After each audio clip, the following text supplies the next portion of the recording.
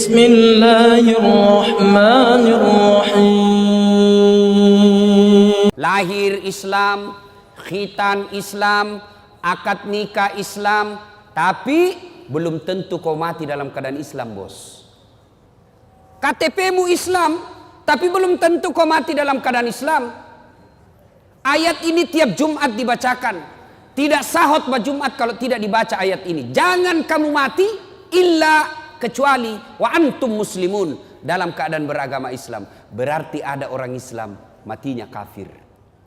Siapa mereka? Insya Allah kita tidak akan mati dalam keadaan lagi sabung ayam.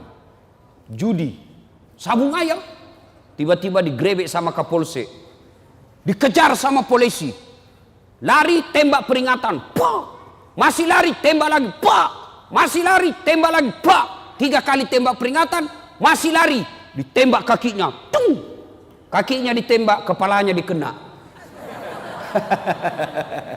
Polisi India.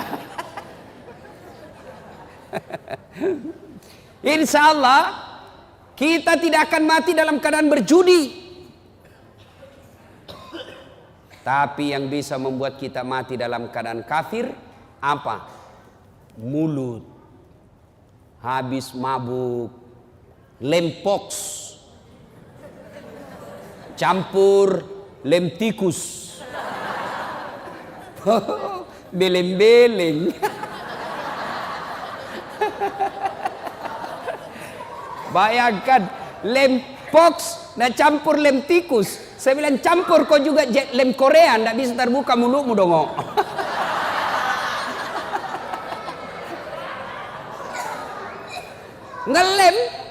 Ngelem, mabuk. Oh, pas mabuk pak, dia ambil motornya. Bayangkan pak, orang mabuk setengah naik motor, tiang listrik dikira aspal. Pak, mati kafir kok cilaka. Coba, pas tabrakan dia tabrak listrik, pak, dia bangun. Siapa kasih pindah tiang listrik di sini? Bisa pintu tiang listrik dikasih pindah. Insya Allah kita tidak akan mati dalam keadaan berzina. Ada duda di sini? Ada duda di sini? Ada. Dilarang menikah sama anaknya. Akhirnya dia pergi berzina. Umur 60 tahun. Makan obat kuat. Dia makan 2 biji. Pergi cewek usia 25 tahun. Overdosis. Serangan jantung. Puh! Mati di atas perut. Inna lillahi wa inna ilaihi. Ini matinya mati dalam keadaan kafir. Insya Allah kita tidak akan mati seperti itu. Tapi yang bisa membuat kita mati, makan barang haram. Contoh, jangan marah, contoh. Ada anak sekolah SMP, buru-buru pergi sekolah, diambil motornya, balap. Wah, ternyata tidak pakai helm. Dia langgar rambu lalu lintas, dikejar sama polisi, sehingga cabut, langsung ditarik kunci motornya. Kamu melanggar. Kenapa kau lihat rambu ini? Kau tidak lihat? Saya lihat. Kenapa kau langgar? Saya tidak lihat bapak.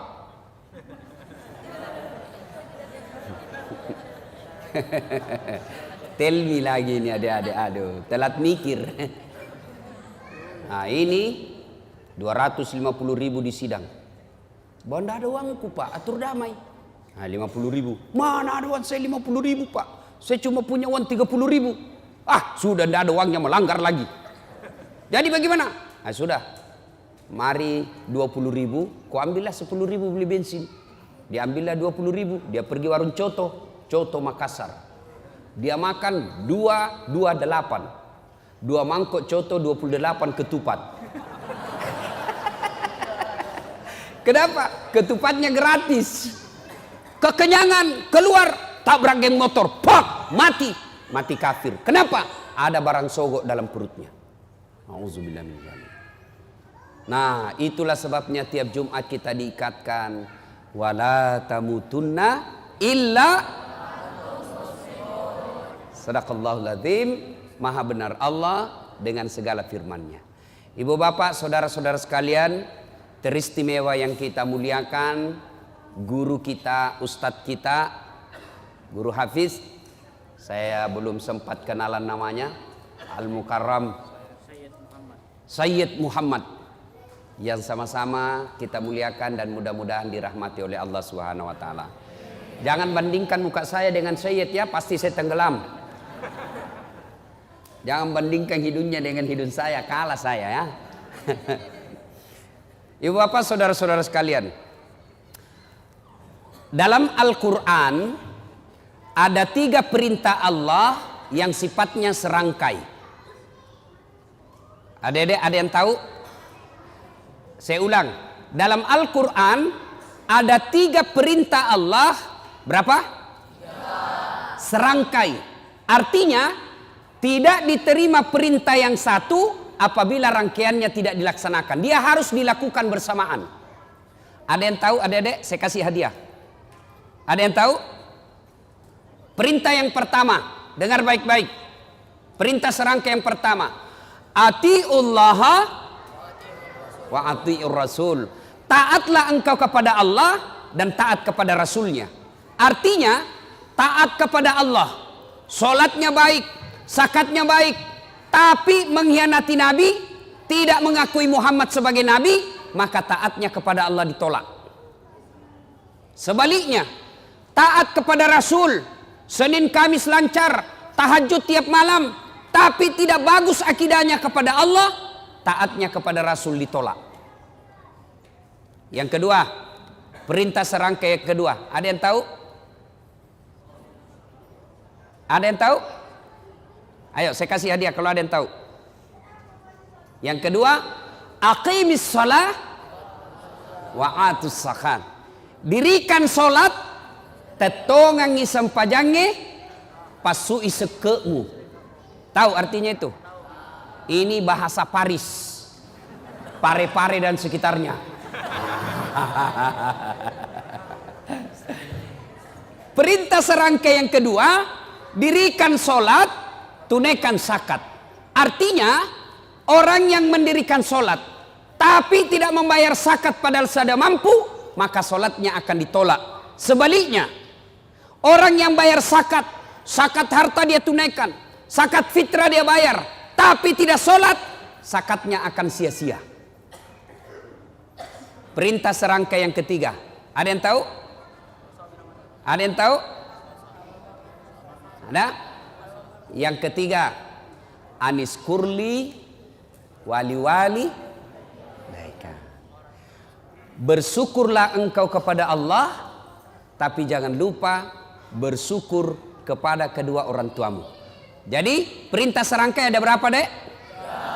3. Ada yang tahu? Ulang? Ada yang bisa ulang? Ada yang tahu? Coba angkat tangan yang bisa. Ayo, ayo. Ah, ini. Ayo ke sini. Sini. Ayo. Ya. Coba. Ya. Ayo, siapa namanya, Dek? Siapa? Sebelum menjawab pertanyaan tadi, pertanyaan passwordnya. Siapa namanya neneknya Ustadz Dasad?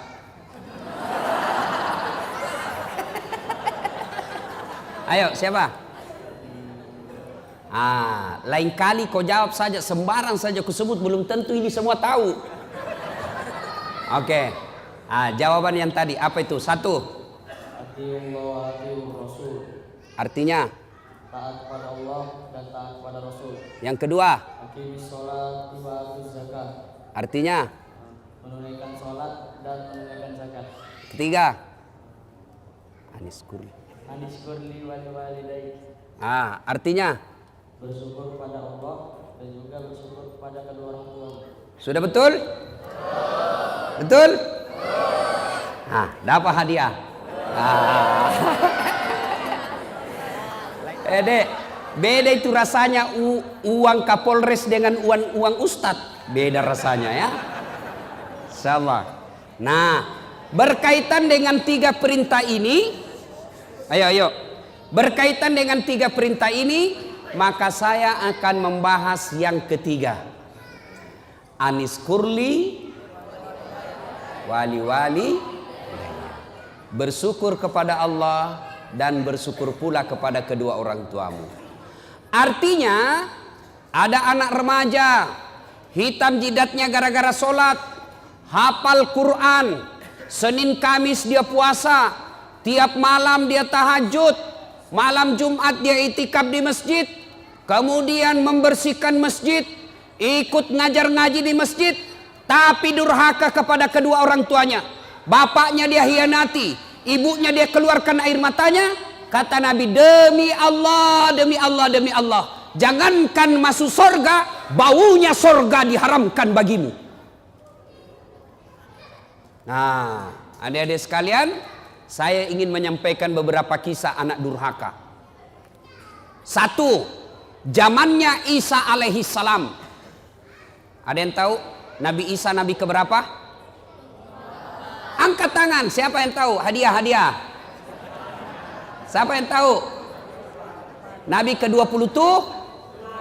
Hah? Ah, enggak dapat hadiah kalau berjamaah. 24. Zamannya Isa alaihissalam ada pemuda pak, bagus agamanya. Kira-kira sekarang ketua remaja masjid kalau sekarang.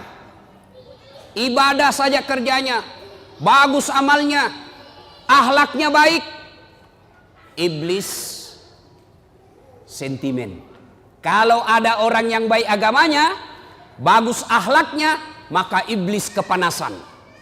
Maka iblis menghasut satu kampung. Dia datangilah satu kampung itu. Kau lihat itu, namanya Jurais. Kalau kau biarkan, maka anak muda akan beriman bersama mereka. Akhirnya apa? Rapat ini orang kampung. Saudara-saudara sekalian, bagaimana ini Jurais? Makin hari, makin banyak yang simpati sama dia. Bagaimana caranya dihabisi ini? Ada yang usul, bagaimana kalau kita sogok dia duit? Tidak mempan, dia bukan mata duitan. Bagaimana kalau kita sogok dia jabatan? Tidak mempan, dia tidak gila jabatan. Lalu ada yang urus usul, Jurais kan anak muda. Jadi gimana? Kirim cewek paling kece, kirim cewek paling seksi, bayar dia, suruh goda Jurais. Akhirnya apa? Jurais, apa dosanya Jurais sehingga dihukum Allah? Suatu ketika lagi sholat sunnah, Allahu Akbar, dipanggil sama ibunya, Jurais, Jurais sini kamu. Bingung Jurais, saya sholat atau jawab panggilannya ibuku. Dipanggil kedua kalinya ibunya, Jurais, sini kamu. Jurais tidak menjawab, bingung, saya lanjutkan atau saya sholat. Akhirnya apa? Dipanggil 3 kalinya, Jurais, sini kamu. Tidak menjawab. Ibunya pun tidak tahu kalau Jurais lagi sholat. Marah ibunya lalu bersumpah. Marah ibunya dan bersumpah, ya Allah, setengah mati aku hamilkan. Ibu-ibu masih ingat waktu hamil? Masih ingat? Bu, halo ibu, masih ingat waktu hamil? Enak enggak? Oh, itu ibu-ibu hamil pak, enggak ada enaknya.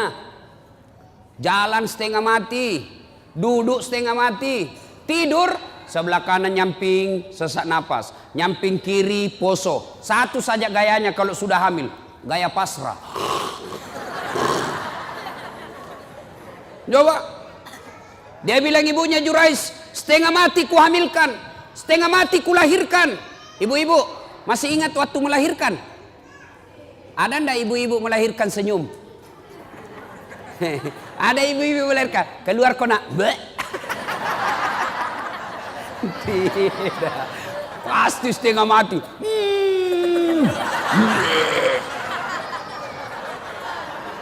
Iya toh. Paling kalau bapak-bapak menderitanya, kapan bapak-bapak menderita? Ngidam. Kalau istrinya ngidam, sampai ada yang tanya sama saya, Ustadz, apa doanya supaya istri berhenti ngidam? Saya bilang, apa ngidamnya istrinya pak? Dia bilang, nanti dia bisa tidur kalau dia lihat saya duduk di atas lemari. Wah, jadi Kalau istrinya mau tidur jam 10, setengah 10 sudah naik suaminya di atas lemari. Saya bilang, berhenti kau nak kasih bodoh-bodoh kau itu.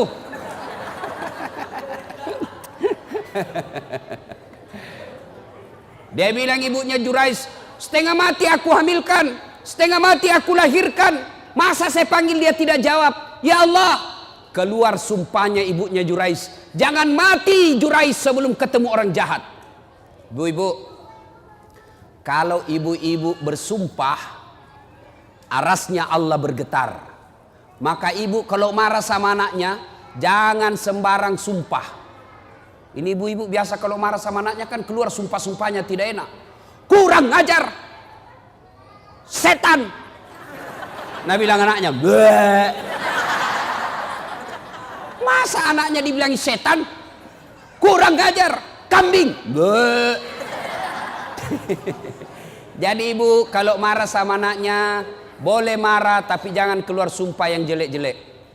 Boleh keras suara tapi sumpahnya yang bagus-bagus.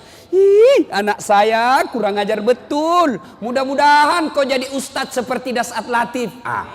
Boleh sumpah seperti itu. Mudah-mudahan kau jadi dokter yang soleh. Sumpah seperti itu. Jangan sumpah yang tidak enak. Kurang ajar. Mudah-mudahan nak tabrak kau beca. Betul lah beca. Saudara yang saya hormati, pendengar di Facebook saya berada di Masjid At-Taubah Kota Batam.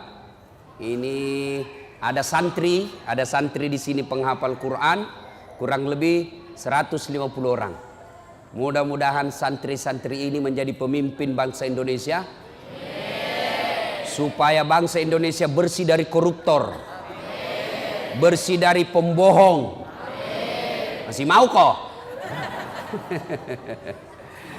Nah, akhirnya ibunya Jurais bersumpah, ya Allah jangan mati Jurais ketemu orang jahat. Arasnya Allah bergetar, dikabulkan. Akhirnya apa? Jurais difitnah, dikirimi cewek. Jurais dalam masjid, ini cewek datang, dia goda Jurais. Jurais, ayo kita main. Kata Jurais, haram. Gratis, haram. Gratis, haram. Tidak seperti anak Indonesia, haram, gratis. Ayo Pak Dek.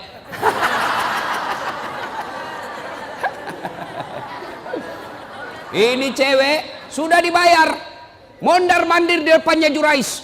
Dia pegang pipinya Jurais, dia pegang dadanya Jurais, dia buka bajunya. Jurais mantap, astagfirullah. Dia tutup matanya, astagfirullah, astagfirullah, astagfirullah. Kalau orang Indonesia, astagfirullah, astagfirullah. Mulutnya istighfar tapi matanya melotot, astagfirullah, astagfirullah. Akhirnya ini perempuan gagal menggoda Jurais. Semakin dia menarik-narik telanjang, Jurais tunduk, tidak tergoda. Ini perempuan malu, sudah telanjang tidak dilayani, sudah dikasih duit tidak berhasil. Akhirnya apa? Dia pergi berzina dengan pengembala kambing. Setelah berzina di pengembala kambing, hamil. Tabrakan antara cowok dengan cewek. Dek, kalau mobil tabrakan, pak! Mobil sama mobil penyok. Penyoknya lari ke dalam. Kalau cewek sama cowok tabrakan, pak! Penyoknya lari keluar. Hamil. Begitu hamil ini cewek, dia kemana-mana pidato. Saudara-saudara sekalian, kenal tak Jurais? Kenal. Itu tuh yang kerjanya soleh, dia bilang dirinya. Yang kerjanya ibadah saja, pembohong. Nih perut saya hamil gara-gara dia. Difitnah Jurais. Kemana-mana dia pidato, saya hamil, Jurais yang hamili saya. Akhirnya satu kampung mulai marah. Jurais ternyata pencitraan, Jurais ternyata pembohong, pura-pura alim, mau pilpres datang-datang pesantren, sudah dipilih dibohongi kita. Marah. Akhirnya Jurais dilempar sampai kena pipinya, berdarah pipinya, jatuh giginya. Kata Jurais, demi Allah bukan saya. Bohong, dilempar lagi, bukan saya. Demi Allah bukan saya. Akhirnya begini, kata Jurais begini, bos, biar saya bilang tidak, kau juga tidak percaya. Kau tuduh saya tidak mau terima. Jadi bagaimana? Kita tunggu sampai lahir ini anak, kita tanya siapa bapaknya. Ringkas kisah, lahir anak ini. Begitu lahir, masih merah, masih orok, dipencet pusatnya sama Jurais. Ya fulan, anak, ngomong kau, siapa bapakmu? Demi Allah, siapa bapakmu? Dengan izin Allah, ngomong ini bayi. Apa dia bilang? Bapakku bukan Jurais, bapakku pengembala kambing di tetangga desa. Apa dia bilang Jurais? Ku bilang memang bukan saya. Apa mi? Jatuh mi gigiku ini, ganti kok. Ini robek-robek. Ganti gigi saya. Akhirnya Jurais bebas dari tuduhan itu. Coba adik-adik sekalian. Jurais, pemuda yang taat beribadah, dihukum oleh Allah gara-gara apa? Ibunya lagi memanggil dan ibunya pun tidak tahu anaknya lagi sholat. Itulah sebabnya ada 11 kewajiban anak kepada orang tua. Satu diantaranya adalah menjawab panggilannya. Ustadz, bagaimana kalau kita lagi sholat Ustadz, dipanggil sama ibu? Maka kalau dia laki-laki, misal baco. Orang Bugis itu kalau anak laki-laki baco. Kalau perempuan ece. Banyak orang Bugis di sini? Banyak? Jago ini orang Bugis Pak. Kemana-mana saya ketemu orang Bugis. Saya ke Pulau Kijang, banyak orang Bugis.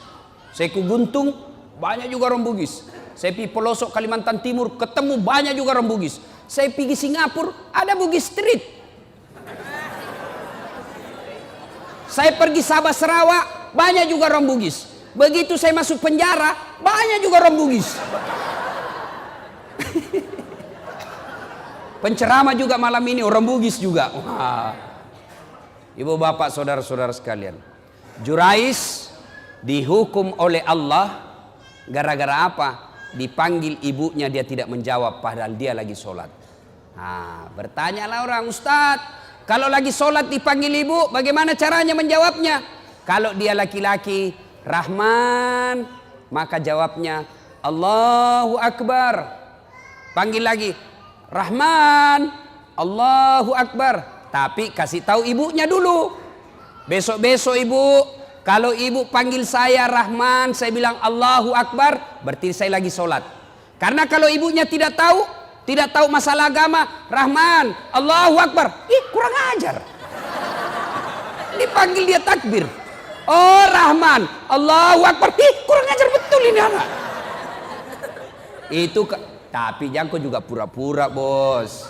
Dia tidur, Rahman, Allahu Akbar. Padahal dia tidur, wah dongok-dongok.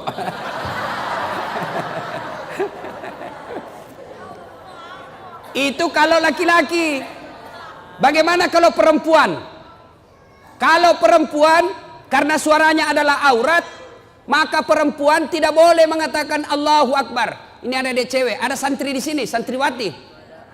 Ada. Kenapa perempuan saurannya aurat? Karena kadangkala suara perempuan memang mendayu-dayu membuat laki-laki bernafsu. Halo? Iya bang. Itu kan langsung bernafsu orang.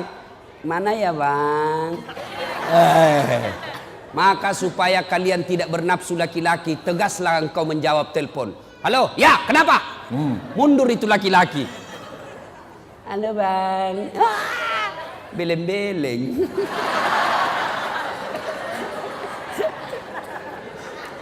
Bagaimana kalau perempuan dipanggil ibunya atau bapaknya? Fatimah, maka jawabannya adalah bertepuk 3 kali. Nah, bertepuknya begini. Fatimah. Tapi kasih tahu dulu ibunya. Bu, besok-besok kalau ibu panggil saya begini, berarti saya lagi sholat. Kalau ibunya tidak tahu, Fatimah. Atau jangan salah tepuknya, dia tepuk. Itu tepuk pramuka itu bos. Nah itu. Nah, kisah kedua anak durhaka. Namanya Alqamah. Alqamah ini bagus sekali agamanya. Di mana Nabi dakwah, di belakangnya ada Alqamah. Di mana Nabi berjamaah, di belakang ada Alqamah. Tapi anehnya, ketika sakaratil maut tidak bisa mengucapkan 2 kalimat syahadat. Sakaratil maut dibimbing oleh Bilal, la ilaha illallah. Alqamah coba bilang la, tidak ada. Akhirnya Bilal lapor sama Nabi, ya Rasulullah, Alqamah sakaratil maut tidak bisa mengucapkan 2 kalimat syahadat, tolong Anda doakan. Nabi heran, kok bisa? Alqamah kan baik agamanya, dia selalu berjamaah, dia selalu ikut pengajian, bagus bacaan, kok bisa? Didoakan oleh Nabi, tetap tidak bisa. Akhirnya Nabi punya kesimpulan, pasti ada dosanya besar ini anak. Kau cari bapaknya. Bapaknya ternyata sudah meninggal. Cari ibunya, ketemu. Bilal berkata, Bu, mohon maaf, anak ibu si Alqamah sakaratil maut tidak bisa syahadat. Mungkin ada dosanya sama ibu. Apa kata ibunya? Dia dapat sudah itu. Kurang ngajar itu anak. Setengah mati aku lahirkan, setengah mati aku hamilkan, setengah mati aku susui, setengah mati aku besarkan. Setelah ada istrinya, lebih sayang istrinya daripada saya. Maksudnya apa ibu? Pernah suatu ketika saya datang ke rumahnya, karena lama saya tidak pernah ketemu, dia lama tidak datang ke rumah saya, aku rindu kepada anakku, maka aku yang datang ke rumahnya. Ketika saya mau datang ke rumahnya, sebelum saya buka pintu pagarnya, belum saya masuk pintu rumahnya, saya dengar dia berkata kepada istrinya, Bu, datang ibu, sembunyi cepat itu kacang. Didengar sama ibunya, nangis ibunya, tidak jadi masuk kembali ke rumah. Disampaikanlah kejadian ini kepada Nabi. Nabi lalu bersabda, waduh, malopo dosa ana Alqamah. Dek nana salama ya tuan nanai, macilakai. Katanya besar dosanya ini Alqamah, tidak selamat dia. Panggil ibunya, atau saya yang datang sama dia. Panggil ibunya datang. Nabi bersabda, Bu, lihat anaknya, dia tidak bisa syahadat, tidak selamat kalau tidak dimaafkan sama ibu. Dia bilang ibunya, biar saja, dia rasa supaya kurang ngajar itu anak. Kata Nabi, Bu, kalau begitu lebih baik saya bakar api dunia daripada apinya neraka yang bakar. Karena kalau api dunia masih ringan dibanding api neraka. Adik-adik, api itu ada 3-4 tingkatan. Bapak-bapak, ada yang tahu berapa tingkatan api? Berapa dek? 4. Api tingkatan pertama warnanya merah. Itu warnanya perokok. Ada perokok di sini?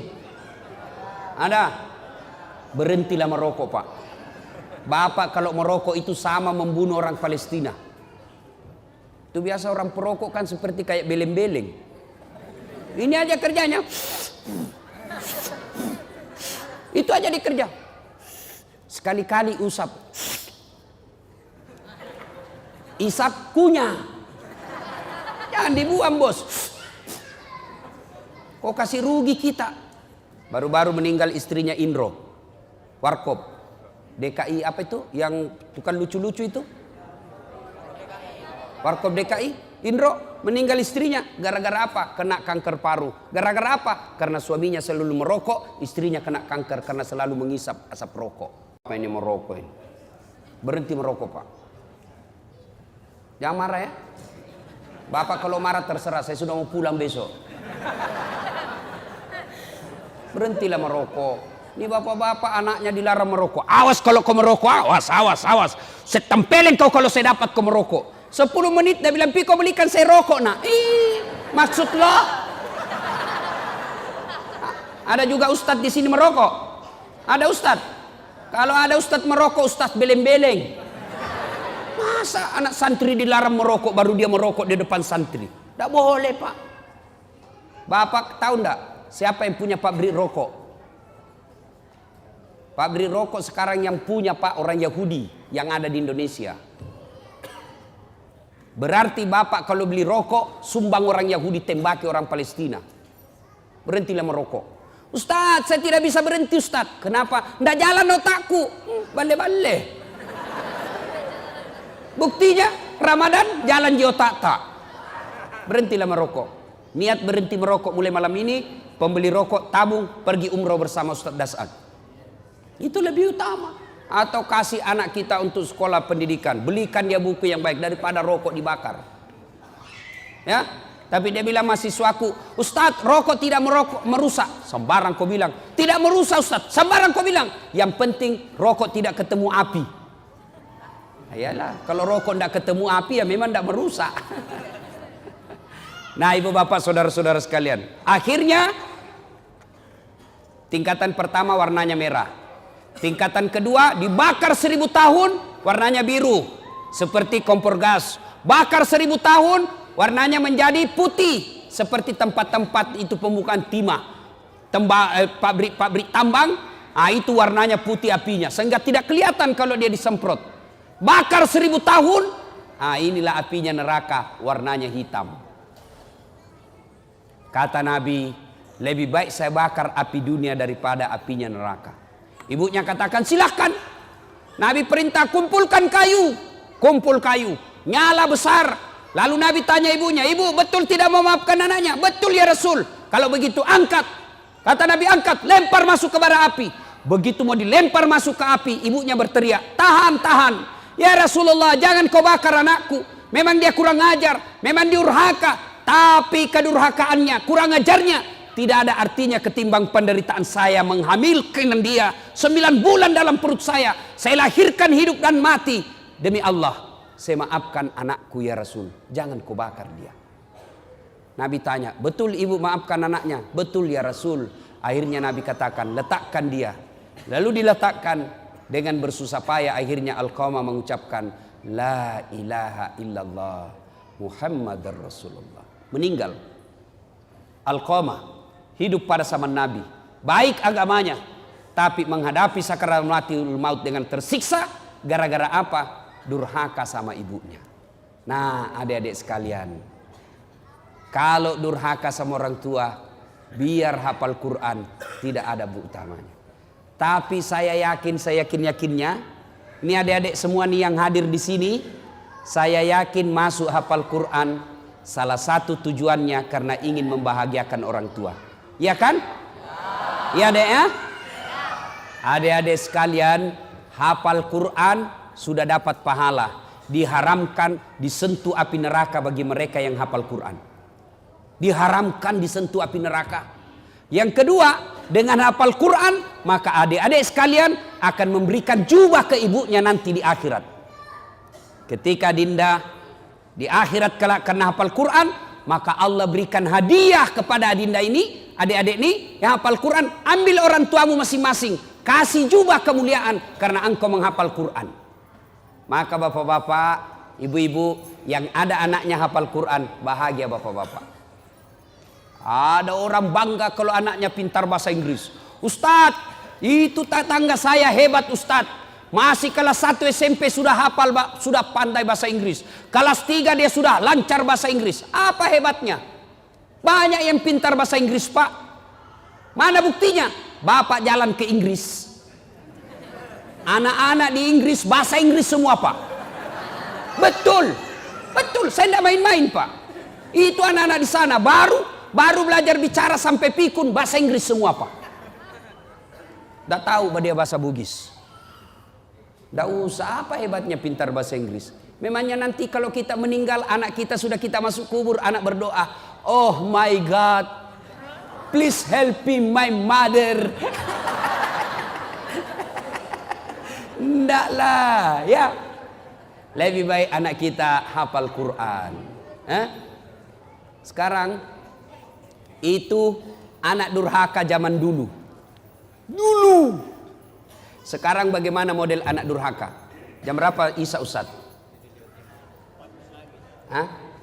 Berapa menit lagi? 2 menit lagi. Oh sudah habis berarti. Anak durhaka abad modern. Kira-kira tahun lalu di Sulawesi Selatan. Ada anak usia 22 tahun. lepas dari apa itu opname, karena dia penyakit diabetes, masuk di opname, keluar opname, besoknya langsung mau pergi naik motor, dilarang sama ibunya. Nah, kau baru keluar dari rumah sakit makan ongkos, kalau kau keluar sakit lagi kamu, jangan kau keluar nak. Saya mau keluar, dilarang sama ibunya. Marah ini anak, dia tempeleng ibunya. Ditempeleng ibunya, dilihat sama bapaknya. Kurang ajar ini anak. Mamanya ditempeleng. Datang bapaknya, dia pukul, melawan ini anak. Bapaknya usia 60 tahun, ini anak usia 22 tahun. Duel berkelahi. Jatuh bapaknya, pingsan, dia seret masuk ke gudang, dia cungkil dua belah mata bapaknya. Meninggal bapaknya, Pak. Meninggal bapaknya. Tangkap sama polisi. Beberapa hari kemudian meninggal juga ini anak, tidak ada yang mau solati. Sempat ribut di medsos di Sulawesi Selatan. Anak durhaka zaman sekarang.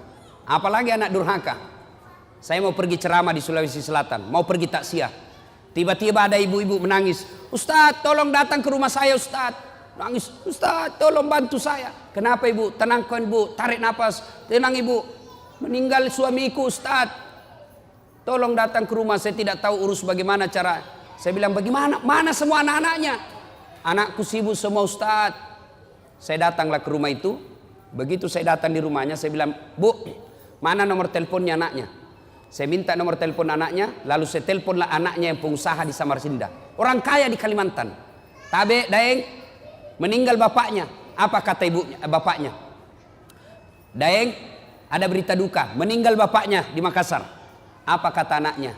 Oh, sudah lama memang sakit itu bapakku, Ustaz. Jadi saya bilang, jadi bagaimana Deng? Ditunggu atau tidak? Apa jawabannya? Tidak usah ditunggu, Ustaz. Biar saya pulang tidak merubah keadaan. Jadi bagaimana? Silakan kirim SMS nomor rekeningnya Pak Ustaz. Biaya pemakaman dan pengurusan jenazah saya transfer, Ustaz saja yang ngurus.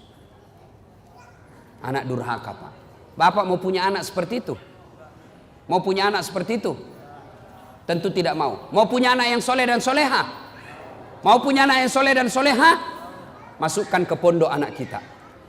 Coba kalau anak kita di pondok, Pak. Coba anak kita di pondok, sholat 5 waktunya berjamaah.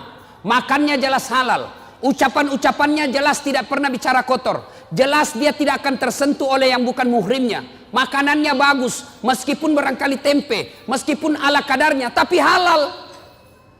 Tapi kalau anak kita di luar, mungkin di rumah makanannya ayam. Tapi kalau dia keluar rumah, apa yang dimakan? Narkoba, lempox.